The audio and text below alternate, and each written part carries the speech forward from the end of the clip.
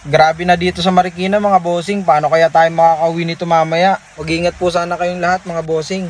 Maulang umaga sa inyo mga bossing, nandito nga po pala tayo ngayon sa Marikina City, sobrang dami nating nadaan ng baha. Okay, ito na po mga bossing, ang manibela ni Sir, 2017 po ito. Makikita nyo po dito mga bossing na matagal-tagal na din pong tiniis ni Sir ang ganito pong itsura ng kanyang manibela. Okay mga bossing, dahil nakita na natin kung gaano kapangit, baklasin na natin para masimulan na. Let's go! Dahil sa sobrang lakas ng ulan ngayon mga bossing, mag-iingat po tayong lahat. Kung wala naman po tayong gagawing importante, wag na po tayong lalabas mga bossing. Okay na mga boss, natanggal na po natin ang manibela ni Sir.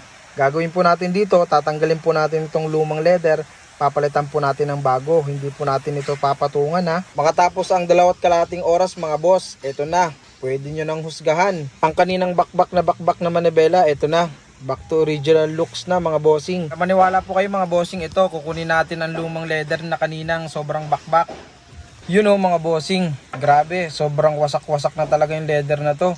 At kung mapapansin nyo mga bossing, sobrang kalat talaga ng area ko na to kung saan ako gumawa. Kung ikaw bossing ay may ganito pong problema sa inyong manibela, wag po kayong mahiyang mag-comment or mag-direct message dito sa ating TikTok account or Facebook account. At dahil okay na mga bossing, ikakabit na po natin. Let's go! Ito po ang before, nabakbak pa. At ito naman po nung natapos na. Approve din po tayo kay bossing. Let's go!